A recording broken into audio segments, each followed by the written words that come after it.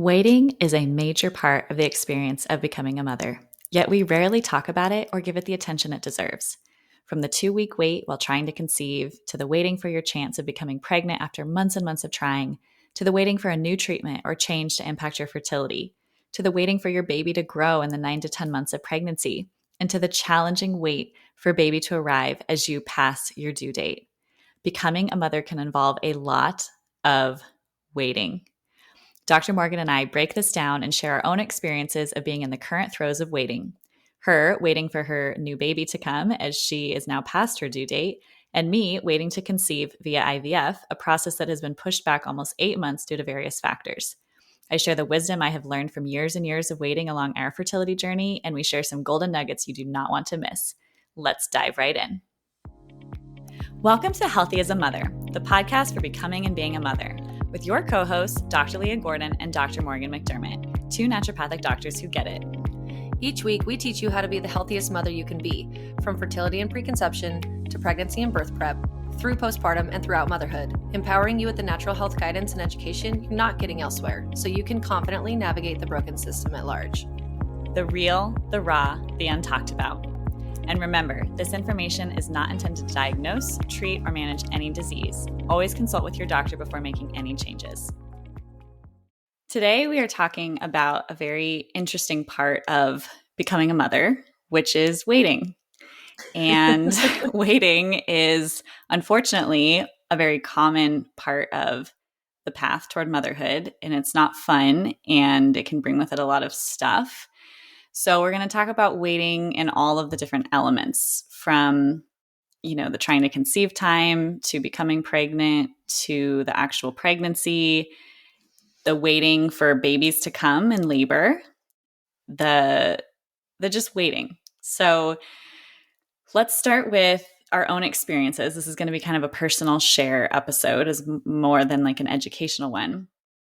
But the first part of waiting and motherhood that we want to highlight is the trying to conceive time. Mm-hmm. I think a lot of women kind of expect optimistically, which is great because it does happen for some, that they just make the decision to want to have a baby and they try and get pregnant, and there is not a lot of waiting. However, boom, there it is. It just happens. Boom, there it is. However, for a lot of people, that's not the case. And there's this really challenging waiting time during the what we call trying to conceive season, when you are having sex and then you have to wait for 2 weeks to find out if you're pregnant or not. And it can be like the longest 2 weeks of your life. So long. Time seems to slow down when you're waiting for stuff. When you want something that's going to change the entire trajectory of your life. You're waiting for this. It's more than a present. It's more than, a holiday. Those are other things that people are excited about waiting for, but it's something that you can't control. You're hoping, you're praying, and you have no control over it. And you're just stuck in this waiting limbo time. Limbo. Yeah. Yeah. And the it's transition really of that kind of limbo space is so, I mean, we live out 2-week chunks of time all the time, obviously. Mm-hmm. And sometimes, to me, 2 weeks can feel like, the course of 3 days or something. Like if It's a very busy time, and it's just like, holy crap, like, especially with months, I feel like when new months change over, I'm always just shocked by it. I'm like, oh, it's not September, it's not October, it's not November. Like, you know what I mean? And then, mm-hmm. But then when you're really wanting something and, anxiously waiting to see what's going to happen, it can feel like each day is just going on and on and on. And that's sort of the weird perspective shift of being super present to your life versus like kind of being swept up in the busyness of everything. It is definitely ideal to stay and remain busy during a lot mm-hmm. of these periods of time that we'll be talking about. But yeah, it is that the length of your cycle, especially if you have long cycles. So if mm-hmm. you're like a 28-day or less person, it can feel a lot less daunting. But if you are somebody who's on a like just very consistent 35, 40-day cycle or something, there's a lot more time that mm-hmm. each go round that doesn't necessarily work or stick or produce a baby, that you have to feel out and just kind of wait in anguish. Yeah. And, big life update. We haven't made this announcement yet on the podcast, but I moved to Idaho. Yeah. Oh my gosh, that's And, crazy. We yeah, didn't. we haven't announced it. And so I live near you, which is the best thing ever. Like 12 And, minutes away. I just had an appointment today and the woman's like, "Oh, when did you move?" And I was thinking back and I was like, "Oh my gosh, it's been like almost 4 weeks." And that went so fast. I feel like it was a blink. Yet the 2-week wait, from ovulation to getting a pregnancy test can feel like eternity. Or in Mhm. your situation, or when waiting for a baby, when Avia was not coming. I mean, it felt like the 2 weeks from my due date to when she came was like 7 months. I just felt like it was forever. And so it is really challenging in those times. And, we'll talk about a few tips that we have for managing that. But I just want to give acknowledgement to the 2-week wait that happens. And then in the trying to conceive time, you have to then wait for your period to be done. You have to wait for ovulation to come back around. And then you have to wait again for 2 weeks. And there's so much waiting. And you're not able to really participate or do much except have sex in the optimal window. Like that's the only thing that you get to feel like you participate in.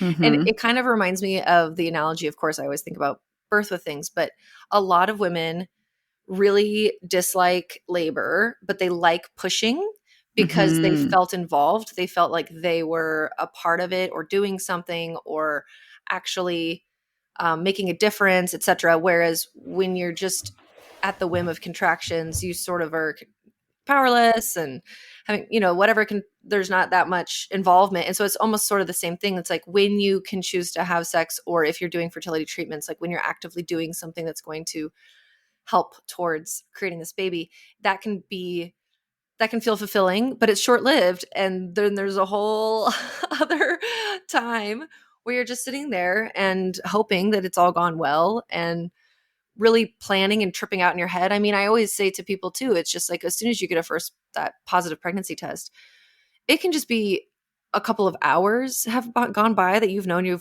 you're pregnant and you've planned out like the next decade or two of your life. Yeah. Your brain works so much faster than the reality of time. And Mm-hmm. in this space, usually when people are trying to conceive, a lot of the time they want a newborn yesterday. Yeah. Like they don't want to do the whole, at least that's how I've always felt, is that Mm-hmm. when I have tried to get pregnant, I've already been really, really wanting and waiting for a baby for a while. Yeah. And I didn't even have to, like, I'm so lucky. Like I didn't even have to wait to get pregnant Mm-hmm. because I would get pregnant easily. Like for you, 6 years? Yeah. Like Yeah. what in the world? What did you do? How did you cope with that? Like what, did you just have to forget about it and be like, I'm not even thinking about this? Or what'd you do? Yeah. It was so hard along our journey because I'm such an optimist. And this is the other part of the waiting of fertility is, going to a new doctor, seeing a new treatment, doing something. We would do something feeling like, okay, this is it. This is what's going to like make the difference. This is what's going to change, sperm or some outcome. And then we'd have to wait for 3 months before we could do another semen analysis to see if Oh that my did anything. gosh. And it's, you feel so there was the whole initial trying where you really are hopeful. For us, again, if people know my story, we found out about his sperm before we started trying. So I always knew we were up against an issue, but I had so much faith that we'd be that, success story that just got pregnant despite people telling us we never would. And, people like a girl we went to school with would come up to me and say, "Oh, my husband was told he had no sperm." And every summer we would try and we'd get pregnant every summer. And I'm like, something is off with that because you got pregnant 1,000 times when you never hardly saw your husband.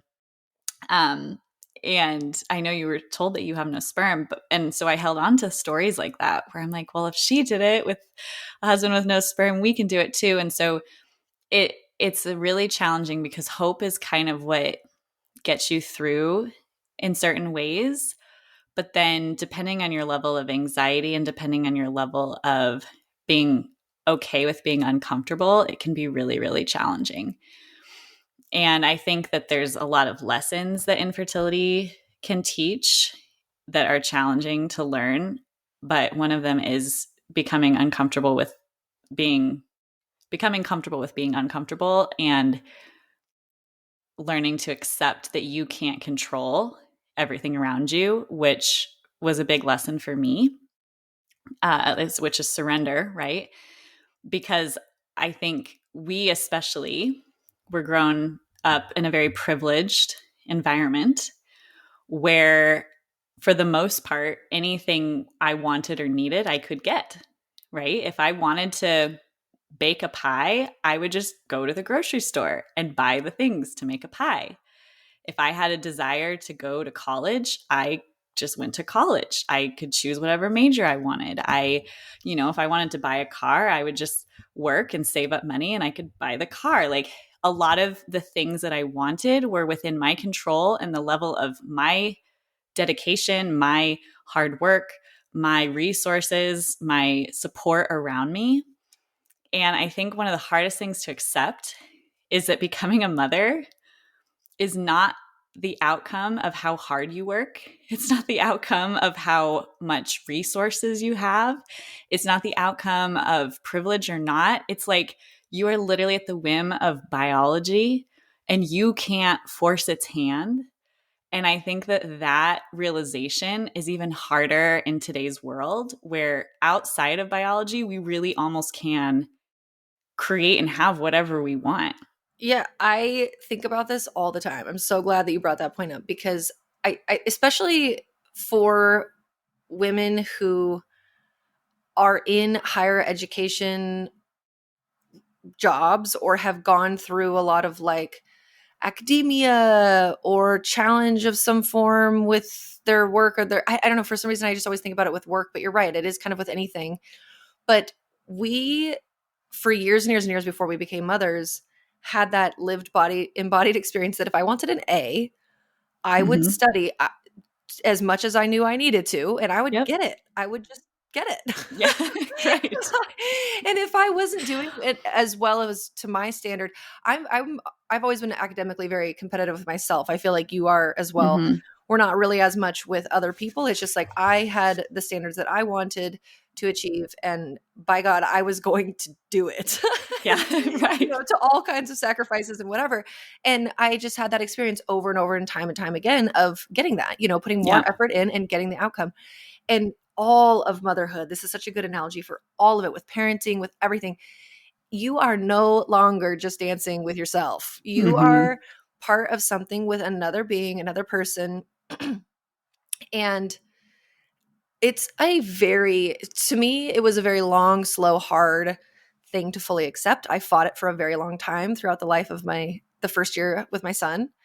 I think that was another thing, actually. I was talking about this with a friend this week that made it really feel more challenging to me. I know that a lot of my postpartum anxiety came from breastfeeding issues, but I think it was also such a huge loss of my identity, because I was very tied up in my identity being that I was just hyper successful in whatever I wanted to be successful in. Exactly. And I was not successful with balancing and managing motherhood and the middle of school. And then, like watching breastfeeding almost slip away from me as well. I was like it was the first time that I felt like something wasn't coming easily to me. And then even when I put all of that time and effort and energy into it, I wasn't getting any tangible results back that were showing me that the effort was worth it. And similarly, when you're in this kind of trying to conceive and you're just and then you're doing all these things, and you and Mike especially, doing the heavy metals detox and the varicocele surgery and doing all these things, and it's like you guys put so much time and effort and work in it over the course of years and years and years, and it was like nothing changed, like nothing. That would be just maddening. Like that would feel And because it's really probably the only time in your life that something like this has ever even happened, where you've put so much time and effort and then didn't see results budge, right? Yeah, absolutely. And that's what I'm saying is like, if people are like, well, what's some advice for the waiting time? And I'm sure I can come up with some, and we can definitely chat about it. But I would say more than advice of like what to do is when you have to go through so many periods of things not turning out the way you want, especially when you're a person who's not used to that, it was a huge, huge lesson for me, right? We all have our own lessons to learn.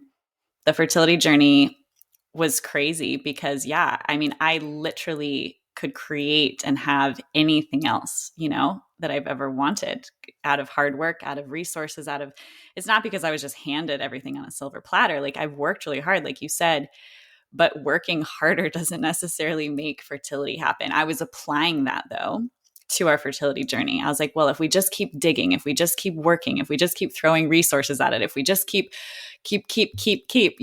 then eventually it has to work, because this is how everything has ever worked, and what that process taught me. And eventually, obviously, we did do IVF, and it did work, obviously, in that regard. But I learned such a powerful lesson through trying to conceive naturally and not having to go that route. It was that you are humbled by the process of surrender. And I don't know how to get someone to learn that without going through that process. And I know I teach this in my fertility formula and stuff, but I feel like it's one of the most powerful lessons that we learn on our path to motherhood is this surrendering. And I just don't think at least in the United States, in our, privileged world, I just don't think surrendering to things we can't control in every sense of the way is something that we have a lot of experience with. No, it's not part of our culture just growing up. We're like Right. the convenience culture. We're Yes. faster, better, stronger, faster. I already said faster, but I want to put as little effort in to get the maximum outcome. And if I don't get it right now, I'm going to, figure out some kind of way to just, it's horrible. Yeah. We're the worst, I feel. Yeah. And I think it's highlighted in the struggle that does come with the trying to conceive time. And I see it, happen with women who just start, and it's, just the 2 weeks alone of waiting is like torture, and that's what I'm trying to highlight. It's like, why is it torture? Why are we so tortured by waiting? What is that? And it is, it's like we want something and we want it yesterday. And I think a lot of us just expect that we'll get that. I don't think that we aren't prepared. I don't think anything in our culture prepares us for the waiting. And even if someone's like, okay, you want to start having a baby, no one sits you down and is like, oh, by the way, did you know there's going to be a lot of waiting? Yeah. Not even like we're not prepared to handle waiting. I don't even think it's cognitively on our mind that that's a part of it. And I think that people really get tripped out when they have to actually live in the 2-week waits, the month after month, failed pregnancy tests, like all of these things. And then once it comes to birth, this idea that the baby might not come right at your due date, and like how trippy that is, because we not only are not prepared for it, I don't even think many women are even told, really. Like it's like you kind of stumble into this, and then it's just, we have a really hard time because there is zero preparation for the waiting. And we have like a big lack of trusting the process with things, and delayed gratification, and it's almost like there's a spiritual component of this whole thing that other cultures, I feel like, could potentially lean on. And I'm not thinking of anybody specific, any culture specifically, but it just, there's like a feeling that I'm getting when I'm thinking about the way I see other cultures practiced and places around the world versus in the States. It's just different. And this like Western culture, I mean, there's other ones that are like us too in this, but there's no respect for sort of the mystery in life here, because we'll just change it. It's like, you don't like the way you look, you just go get plastic surgery. You don't like the weather, you just change it. And that's cloud seeding. Like, that's not to be conspiracy theorists. Like, we're doing that. If you don't think we're doing that, I don't know what to tell you. Sorry. But like, that used to be the one thing, honestly, when I was growing up, I was like, I love the weather because all humans are just subject to it and we don't get to change it. And yeah, we right. just have to be, I know, and we just have to be like surrendered to it. And it's like, okay, well, we know that's not true. Yeah, we know that's not happening. Yeah, but like there's almost nothing in our life that has just this like magical component to it. And then, I mean, because there are reproductive technologies too, if you have the resources, you don't have to do this at all. You don't have to, or not that you don't have to at all because it's not completely guaranteed, even if you do Right. IVF. And yes, then there's like surrogates or adoption, which there's still a lot of waiting there because they don't necessarily get pregnant right away, or your adoption. I mean, geez, the waiting that comes along with adoption sometimes just blows my absolute mind. Like I know that there's a lot of vetting and everything. I don't understand the process very well at all. It can feel though very, very drastic how Yeah. long couples will wait in order to want to adopt a baby. You know, when there's Yeah. so many babies all the time, it's like, what is going on? And I know that we need to interview somebody about that I because know. We I'd should love to interview know someone. about it more. Same. Yeah. No, but even in the IVF space, the waiting, I mean, I remember, you have to wait. I mean, right now I have a client who has to wait to be approved to get into an IVF clinic. And then, you have to wait for your period, or you have to wait for something to happen. And then you do the egg retrieval, and then you have to wait to hear about your embryos. And then you have to wait to do a frozen embryo transfer. I mean, there's so much waiting. And I think no matter which path you go down the fertility time, I think for us after 6 years, it almost became, it's practiced, right? It's just like any skill that initially is the hardest and it's the most painful, like exercise. If you've never ran a marathon or whatever, and you go try to run a couple miles, it's going to really hurt a lot. And anything that you do initially is the most painful, the most challenging. And you're going to suck at it too. Like Yeah, the you're going to learning suck in it. curve of learning how to handle it is steep until it's Yeah. not anymore because you're such an expert. Right. And so that's, for me, I felt like our fertility journey, it taught me a practiced skill that is practiced. And I did have many, many years. So you say, like, what did you do for 6 years? I don't know. I think I just became practiced. I didn't necessarily become numb. I was constantly trying to have a baby. And every time I saw another pregnancy announcement, every time I went over to my family's house for the holidays, I mean, I was on the verge of tears all the time. It never got easier necessarily, but the waiting did, because I think it's practice and the practicing of surrendering and all of that. But I thought I had learned my lesson. And when I got pregnant, I really thought all of those lessons had been learned. And this segues into the birth, waiting for birth, where I really thought I had had the hard part. Our fertility journey and my pregnancy was pretty tough, like just fear of being sick. So I thought surely my birth will be easy. And I just didn't, I was really blindsided by the fact that Avia wasn't coming, when she was supposed to. Let's take a quick break to hear from our sponsors. It's so hard to find good quality supplements that are safe to take while trying to conceive and while pregnant. And it's even harder to find ones that support your immune system, that taste good, and that actually work. Dr. Morgan and I just have to say we are so grateful for the immune support powder by Needed right now. I am 1 month away from implanting my embryo, and she is about to give birth. We are both taking Needed's immune support to protect ourselves in this crazy cold and flu season that is happening right now. This product is pure magic. It has zinc, elderberry, and postbiotics to support the immune system, and it tastes delicious. My daughter actually requests it as her red juice. Since it's a powder, it's easy for the whole family to take, and you can take it not only pregnant, but also during breastfeeding as well. We all need as much help as we can during this season, so we highly recommend you order some for yourself. Visit thisisneeded.com and use code HEALTHYMOTHER to save 20% off your first order. Again, visit thisisneeded.com and use code HEALTHYMOTHER to save 20%.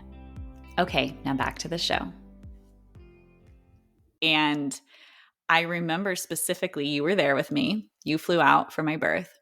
And I remember specifically thinking, oh my gosh, I cannot believe I have to wait again. Because for those who follow my story, 6 years of infertility, waiting, trying treatments for my husband, waiting. And then we decided to do IVF finally. And that was when COVID hit and they shut us down. And we had to wait another 6 months before we could do IVF because of COVID. Oh my gosh, I forgot about that. So yeah. That felt like the rudest slap in the face. Oh my God. Every point along the way, I'm like, are we not meant to be parents? Because this is psycho. Like, Right. Finally, after years and years of therapy, I have wrapped my brain around the idea that the only way we can have children is to pray that my husband has sperm through IVF. We still didn't know at that point if he had any. And we finally made the decision. I interview all the clinics. We get ready to go. I was getting ready to take the medication for my round when they emailed us and said, you know, because of the COVID shutdowns, we are no longer doing IVF runs and we don't know when we will ever begin again. And I was like, are you kidding? You know, and that was when the shutdown happened where I'm like, Mike and I can't run away to the forest and have a family. I have to be in a city with medical people to have a child. And that felt so unfair, especially in a crisis like that, where, you know, it felt like the appropriate thing to do was to run away to a forest and just like, you know, hunt for your own food and make your own bread. And Right. it's like, if I did that, I would be childless. And that felt very frustrating. And like the waiting to just be at the mercy of like, what is COVID going to do are we ever going to be able to have children? Like, are we ever going to be able to do IVF? Are they ever going to open up again? Are they going to require crazy medical things in order to like have children now? Like, so that was a really hard waiting time. And at that time was when I started a support group for IVF during that waiting, because we were all waiting. But it was also during that time of the waiting that with the support group that I realized, you know, how much suffering there really is in the fertility space. And that also, it made it easier in some ways, but also harder for the wait, because then it kind of fills your mind with all of these like potentials I didn't even think about that could have happened or could be happening. And eventually I realized that it's probably not the best for me to hold space for people in this time in a support group type of environment. But once I did get pregnant, Avia did not come on time. And I remember thinking, I have had so many of these times where I have to just wait and be patient and surrender and to this process that's completely out of my control. My biggest lesson. And I wasn't necessarily prepared to have more of those lessons. So it was really hard. You did handle it really well. Like, I am not handling this. Like, I know. Okay, so for everyone who doesn't know, you are a week past your due date. Yeah. I'm somewhere between. So I was actually recalculating out today. So bear with me here if you're not into like numbers and dates, but I was looking at it. My last menstrual period was January 17th, 2023, which would actually make my due date based on a 28-day cycle today. Oh. Which would mean I have 40 weeks today. Oh. I know. Well, but then, the reason why I went with the 21st is because I have short cycles and I ovulate early. And I know that about myself. I have 25-day cycles. So I bumped myself up 3 days to the 21st. So I was like, my 40 weeks is the 21st. Then all of my other kids, okay, it's not like this is my first rodeo. So I've had 3 other kids who I had my conception-based due date. So for this baby, we're thinking it's October 21st, okay? My conception-based due date with all the other kids, okay, whatever. Then when I would go to get the anatomy scan, my kids are long and, you know, I'm tall, my husband's tall. And they'd always give you like an adjusted due date. And it would always be like 3 to 5 days earlier than my conception-based due date.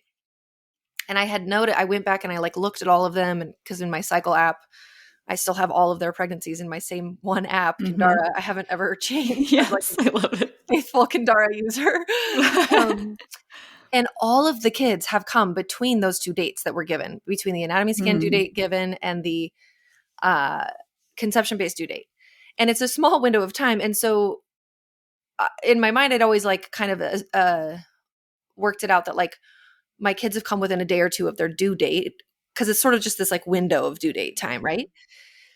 So that date, based on the anatomy scan for this baby, was October 17th. So it was, my window was between the 17th and the 21st. But now I'm kind of realizing, I'm like, so I'm either 41 weeks today or I'm 40 plus 3. So I'm really not that far along. And here's the thing. I think if I'd had no contractions and no signs of labor, I would be like chilling. I would be a little bit like, this is like odd. Okay, I'm going longer and later. But the thing that's tripping me up about this time period of waiting is this prodromal labor stuff that I'm experiencing. And I'm just like, you didn't really have that much prodromal labor. You had some cramping and things, but I felt like your attitude was so good. I was so surprised. I mean, I know we were having like the best 3 weeks of our life We together, said, waiting with your mom in California and just like going on walks and eating really good food. mhm. And it was so much fun, but you also seemed so happy and positive. And I know there was like a couple of harder moments and harder days and stuff, but it's this freaking 42-week law Yeah. that trips everybody up because it's like, oh, you have a time clock. And then Yeah. that does not help a woman's body feel relaxed and primed and safe to go into labor either. It's such a Mhm. mean thing. And, you know, the midwives in California are kind of under like maybe some of the worst state restrictions, I feel like, than other midwives. And so they really, really have to abide by and uphold this because they just get slammed if they do anything wrong ever. And so it was like, yeah, this is, you know, your date was coming up. Your date was coming up. And it was just like, where is this baby? Where's this baby? And then you were kind of having some signs. Like there was, you know, you lost your mucus plug that one day and she stripped your membranes a couple times. You were like 1 centimeter. Mhm. Um, and it was, yeah, it was just kind of like every day. And then I didn't want you to feel like a watched pot either. Like I didn't want there to be an element where, because I was in town and your mom was in town, that you felt pressured, which I think probably in Mhm. retrospect you did. Yeah, Feel I did, pressured. but it wasn't because you guys pressured me. It was all internal pressure, right? And I appreciate you acknowledging that you felt like I handled it well because I feel like her coming late in the waiting and the fact that we had to do a C-section. It's like we've talked about this many times. I I was actually really proud of myself because of how I handled it. And I know it's because it was like I went to this weird, I didn't, and I'm not going to give myself this kind of credit, but it was like I went to this weird Buddha, you know, retreat for 6 years, learning like surrender and acceptance. And not that I'm perfect and I, you know, still have issues with things, but I remember how incredibly hard it was for me to accept our fertility journey and how many hours and hours and hours of therapy and practitioners and crying and internal turmoil that I went through for years, that by the time it came to the waiting for her birth, it was still kind of trippy because I really wasn't expecting it to be that. But especially when I ended up having to wait in labor, right? My labor had to wait forever for her. And then it ended up in a C-section. I specifically remember that moment when we made the decision in the hospital that I was so proud of myself because I feel like I went to the place of acceptance so fast. And it did feel like I was just flexing a muscle that I had been strengthening for so long. And I know that if I hadn't had all of that before, that the waiting for her and the C-section part would have been so hard, you know, because it would have been the Oh first time. That yeah. would have been the first time. Like, let's say my getting pregnant was perfectly easy. That would have been the very first time that anything ever didn't go my way and in my control. And that is for some people their reality. And, you know, I was thinking about that for you. I know you had a really hard postpartum with Gage, but like you really relatively haven't had that much struggle getting pregnant, being pregnant, or having babies. Totally. And Totally. so This is like the first time that I'm being like, what? yeah, like, Especially when it comes to birth. My yeah, birth it's has the all first been, thing you that know, really hasn't gone almost textbook for you. yeah. Yeah. And it isn't, I don't have 6 years of practice. No, and I will just say, like, just to bring it back to that, you like, okay, I remember one time when we were on a walk and it was getting really close to the 42 weeks. You hadn't gone into labor yet. And we were talking about the idea of what if you have to be transferred to the hospital. Mm-hmm. And you were saying, and it was a big connection in my mind, but I hadn't quite thought about this. You were like, this just seems so unfair. Like my fertility had to be, like becoming pregnant had to be completely medically managed. And I didn't want it to be that way. And I wanted it to be natural more than anything. And I tried so hard for so long and it just couldn't be in the end.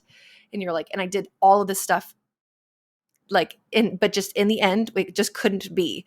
And then you're Mm-hmm. like, and you know, the pregnancy, just real quick about waiting in pregnancy. I feel like because you're pregnant, it's a little easier. It's like, you know, it's a finite amount of time of waiting. It's not this ambiguous thing, right? Like, you know that at the end there is a baby and you're at least in the process. It can still feel like a limbo and sometimes it feels overwhelming. It feels long, like especially if you have a very hard pregnancy, you don't like being pregnant, you're sick, etc. but it just feels a little bit different. Whereas there's these other windows that can feel really crazy making. So anyway, we're on this walk and you're like, and I can't believe that I've done all this prep to have a home birth and a natural birth of any kind, wherever it happens, and I might not be able to get that. It's still going to be medically managed because they would transfer you to the hospital and then induce you. So it was something, Pitocin, Cytotec, whatever. So, you were like, I just can't believe that this is happening again. And at the end, it's going to be medically managed. And I just don't want that. And you're a naturopathic doctor and you've spent your entire life learning all these things so that you don't have to participate in this side of the way that we do medicine. You know what I mean? You're like an expert on the other side. And then, but then for you in this time period, it has all just lined up in this way. And it was just like, wow, why is that? Why is this happening? This is crazy. And I remember you did have some emotions and some tears then, which I'm really proud of you because I know that it's hard for you to emotion. That's why I handle things so well. Wow, you're so good at burying your emotions. I was really proud of you because I know how hard it is for you to cry and how important it is. It is so important. I wish it could happen more. I know you got to externally process. You just talk to me and then you got to let the tears flow. But anyway, it was kind of an interesting analogy and connection point. But then when we were there at the hospital, when the whole thing had gone down and it was like, okay, we're making this game time decision to have a C-section, which I felt like everybody was really on the same page about. And it felt very empowering for you. You guys got to make the decision. It wasn't rushed. It wasn't scary, which is a great privilege, because oftentimes actually cesareans are not like that. And it was, and you were given the opportunity by the OB too, to wait more. She was like, you can wait a few more hours. I was like at 4 centimeters after she was 56 hours. Yeah. She was like, we can do this for like another day if you want to. She's like, I don't think it's going to be any time sooner than like another day or so. And we were just like, dang, like this baby, I don't know. Like it just felt not right. But I would have expected, because how much I know you hate hospitals, you hate getting medication, you don't do well with medication, you don't do well with pharmaceuticals ever, and they make you feel like crap, and you're so sensitive and all these things, and you were just like so calm. Mike was not calm. Mike and I were not calm. You were very, very calm. And then your perception of it afterwards too, you seemed to process through disappointment like in a microsecond. You were like, well, this is just the way it is. It's like you accepted it and you moved through it, and it wasn't like it was stuck, and it wasn't like you were dissociating. It wasn't like you were shoving it down. It had just like, vroom, like you just decided to make it go through. And then here was this beautiful baby in your arms, and like none of that mattered. You were just so happy. And then, even immediately, I think the second, maybe third day that you were home and out of the hospital, and we were kind of trying to talk about it, and I didn't really know what to expect. I didn't know how. It seemed like you were really happy, but I wanted to give you the opportunity to talk and process and just say like, how was your birth and stuff? And you were like, my birth was great. You were so happy about it. And I thought that was so cool. So I really give props to you. Obviously, you have learned through all of this waiting, and it really does have a purpose. So there is a benefit to it all, for sure. Yeah, I think the thing I want to leave people with, if I look back on my experience, again, this is my experience. It is only my experience. Everyone has different experiences, and I'm not trying to project anyone else's, but from my experience, I have lived through enough. I'm not like this crazy, soldier who's been through thousands of things. Like I haven't, my life has been so easy in so many ways. But I think my experience of all the waiting paired with a positivity and a faith that I have, I think has happened enough where I look back and I say, sometimes in the middle of the hardest stuff, it just feels like, A, it's never going to end, and that this is so hard. But when you have enough experiences where it ends up okay in the end, you start to have faith that if another hard thing comes up again, go to the faith faster, right? Like shift into like, this is not in my control. Control the things you can control. I'm not saying like, don't ever change your diet. Don't ever try to improve your fertility. Like, that's not what I'm saying. Don't try to, change your baby's position and do all the things to help with labor. Control the things you can control, but accept the things you cannot change, right? That's that quote. Change Yeah. the things you can change, And do it accept the things quickly, you as can't, quick and as do you it can. quickly, right? Yeah. Because there's only suffering that comes from holding on to things you cannot control with this grip that is like strangulating you and the situation, and it doesn't change the outcome. Mm-hmm. You can change your experience of your life by shifting your perspective. So change the things you can change, control the things you can control, and accept the things you can't as soon as possible. Surrender to the process of biology, because this is a lesson that women are meant to learn to make us better mothers, to make us the beings that we have to be to raise other human beings. If we do not learn this lesson, we will learn it eventually in motherhood, because it's necessary to get through life, in my opinion.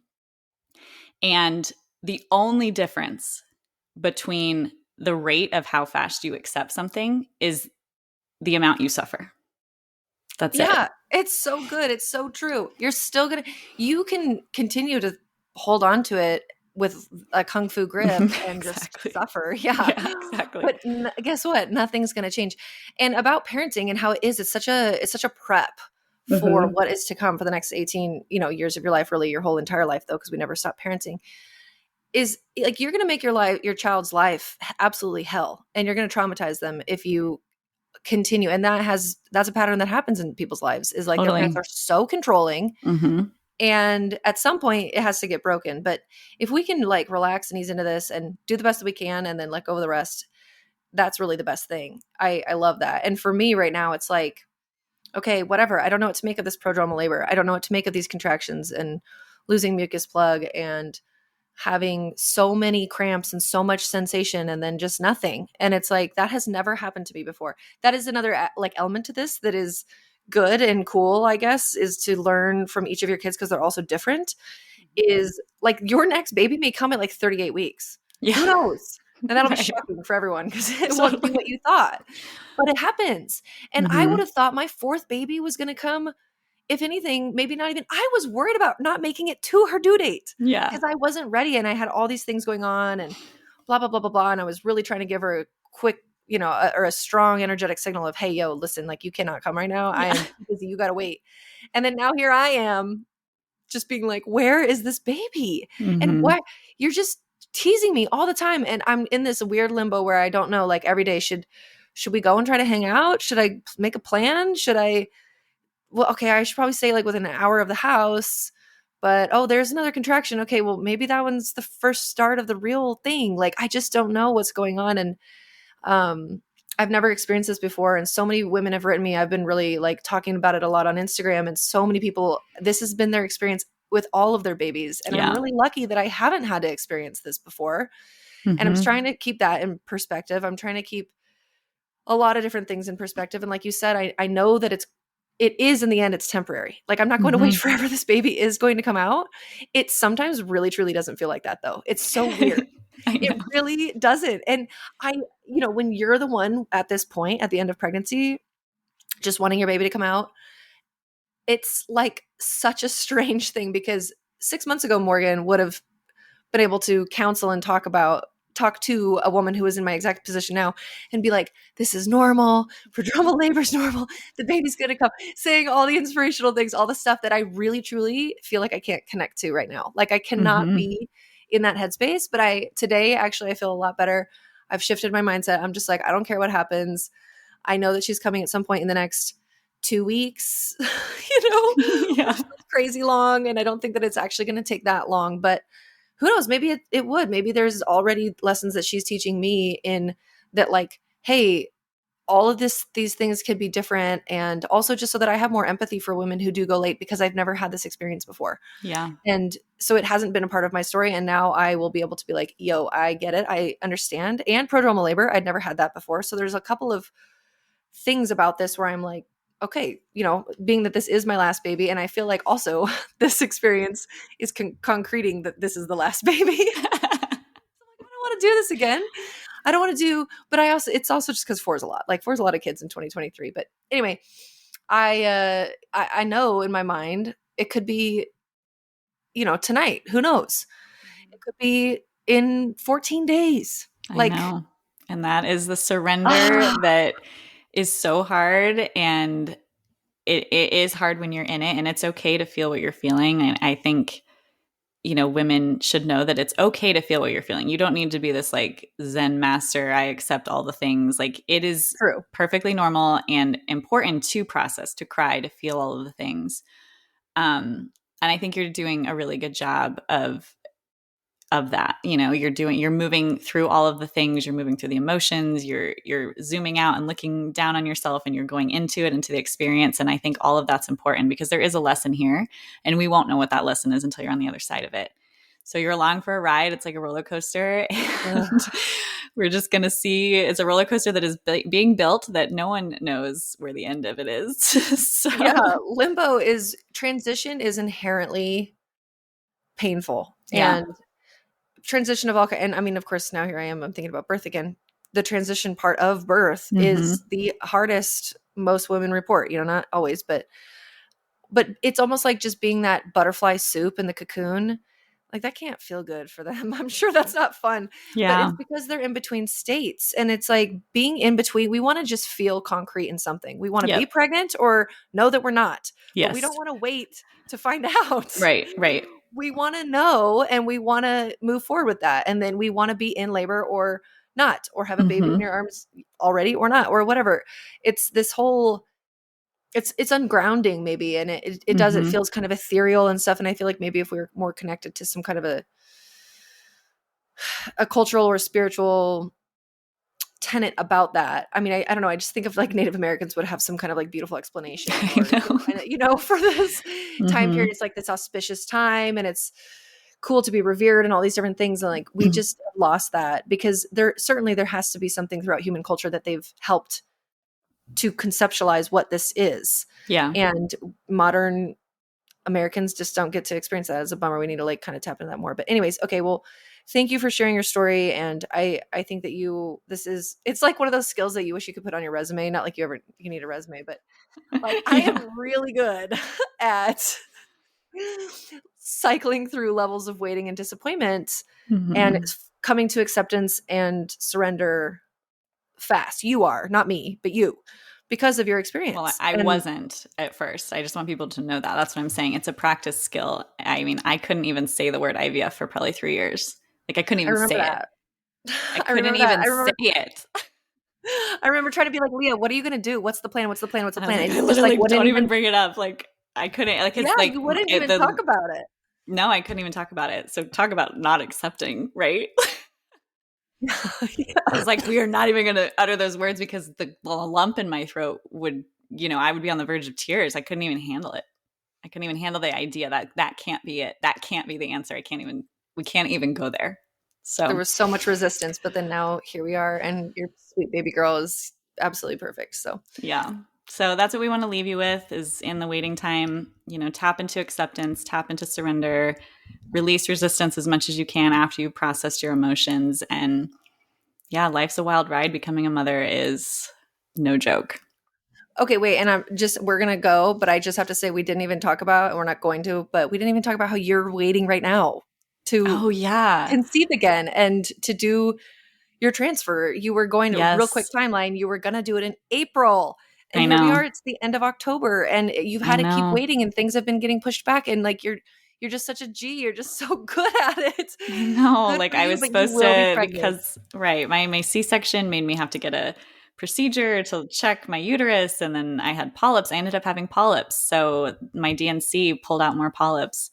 And then we moved, and it's like everything. Yeah. I was supposed to transfer in May, and now it's almost November, and I'm still waiting. Hopefully, knock on wood, But again, if something happened, if some crazy thing happened that like delayed it, that's where like I'm at the place where I'm like, yeah, of course, because it's like we just have to accept it. Like, I'm so practiced at it now of accepting. Not that I'm like better or worse than anybody else, but it's just like, yeah, it's just practice. So I do pray that it happens. I am ready to be pregnant. So we're both in these transitional points, you to have your second pregnancy, me to have my fourth baby. And wherever you guys are at on this path as well, we see you. Solidarity. We're not better at it than anyone else or anything. And we're not subject to all the same things just because, we have other kids or because we're doctors. Like, it's just, this is the collective, this is the solidarity of women becoming mothers. And we can all tap into this, that there's been women before us. There's going to certainly be women ahead of us that are going to have to experience the same things. And so it's just like part of the life. So we wanted to talk about it, kind of an atypical episode, not necessarily medical, but part of our thoughts. So anyways, have a beautiful week, the rest of your guys' week. Perfect. Bye. Thanks for listening to this episode of the Healthy as a Mother podcast.